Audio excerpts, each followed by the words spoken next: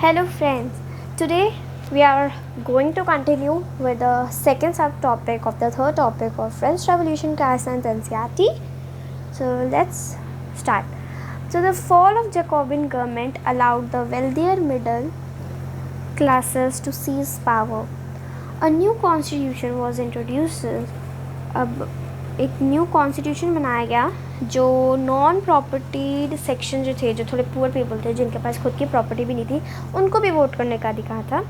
और यही सब फिर डायरेक्टरी, एग्जीक्यूटिव, यही सब 5 मेंबर्स से ही बनाया जा रहा था। मतलब डायरेक्टरी और एग्जीक्यूटिव ये जो था, इसमें ये जो इनका जो ग्रुप बनता था वो 5 मेंबर्स का ही बनता था।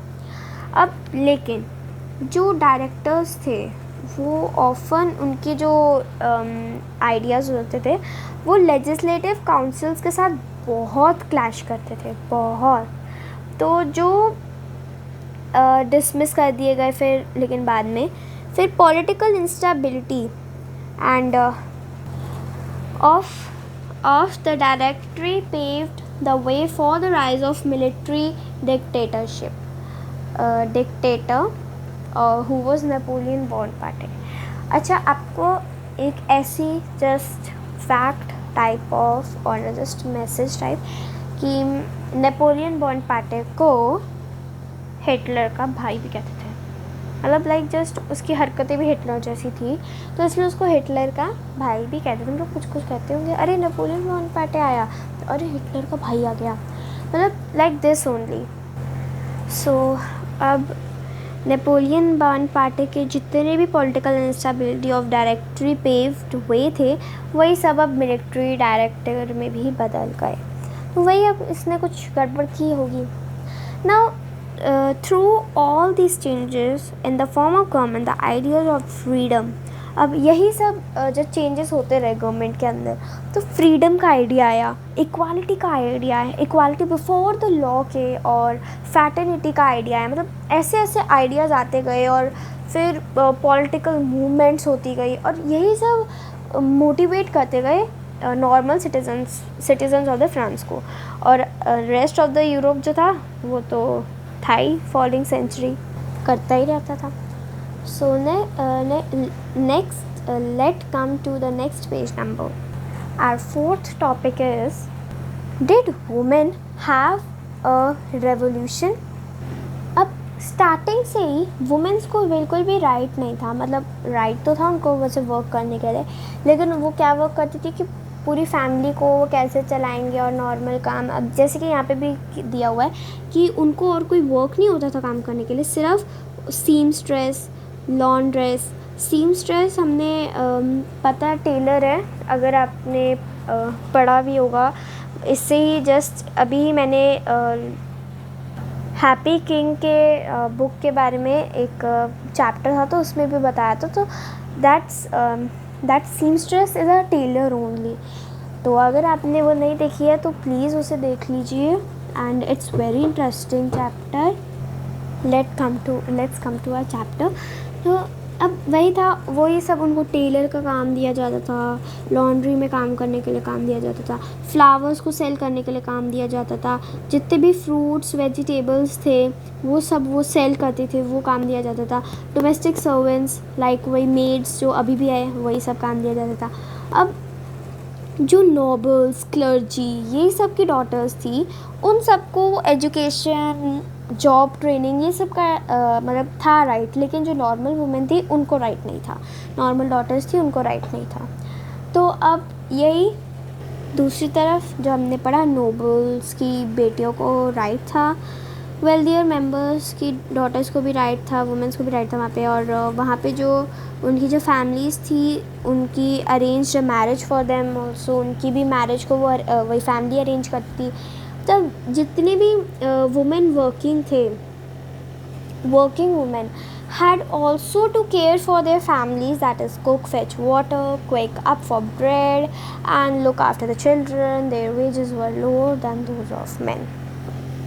तो अब ये वाला पार्ट और जो हम नेक्स्ट पैरा पढ़ने जा रहे हैं, it's very important, very important, women's के ऊपर है ये। तो अब ऐसी 60 वुमेंस क्लब थे, जैसे पहले तो हमने क्लब पढ़े थे, क्लब तो बहुत सारे थे, तो उसमें से जैकोबिन थोड़ा अच्छा क्लब था। अब ऐसे वुमेन के भी क्लब थे। अब वुमेन के क्लब में उसमें अबाउट 60 वुमेंस क्लब जो थी वो डिफरेंट फ्रेंच सिटीज़ से आई थी, मतलब बने थे। मतलब कि फ्रांस में भी 60 सिटीज़ थी? नहीं, ज़रूरी नहीं है। अगर कोई दो छोटी छोटी सिटीज़ होंगी, उन्होंने अपना कंबाइन एक वुमेंस क्लब बना लिया तो वैसे तो 2 सिटीज़ है लेकिन माना तो एक ही क्लब जाएगा। तो अब वैसे ही है, तो मतलब अराउंड 60 सिटीज़ थी, या more than 60 seconds we can say, 60 cities we can say. So अब society of revolutionary and republican women, अब ये ऐसी अब 2 थे club, the society of revolutionary women club ही था, और रिपब्लिकन वुमेन, यहाँ से तो पता ही चल ही अब वुमेन का ही था। तो यही सब फेमस बने। One of main demand was मतलब that women enjoy the same political rights as men। तो उनकी एक विश थी कि जैसे मेन को पॉलिटिकल राइट्स दिए जाते हैं वैसे ही वुमेन को भी दिए जाए। अब उन्होंने फिर वैसे ही वोट मांगा। अब मांग तो लिया, लेकिन अब उन्होंने क्यों मांगा? उन्होंने इसलिए मांगा ताकि वो असेंबली में इलेक्ट हो सके और सारे पॉलिटिकल ऑफिस को अपने अंडर ला सके। अब तब फिर कुछ इंटरेस्ट आया रिप्रेजेंटेटिव्स को कि उनकी गवर्नमेंट बनाते हैं वुमेंस की। अच्छा, हम 1791 में उन्होंने मतलब मांगा सब कि हमें भी, हमारे पास भी वोट होना चाहिए एंड ऑल दैट। और उनको कब मिला वोट? 1946 में, मतलब इतने इयर्स के बाद उनको वोट मिला।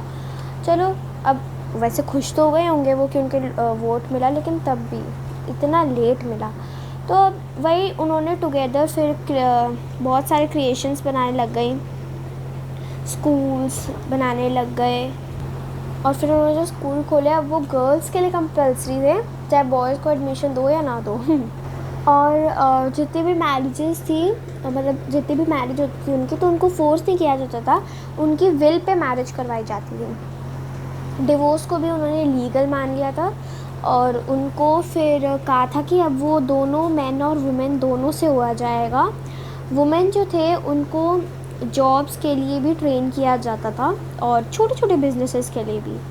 तो अब ऐसे अब वुमेन्स ने भी स्ट्रगल करने लग गई वो पॉलिटिकल राइट्स के लिए, और वही बस अब कंटिन्यू होता रहा।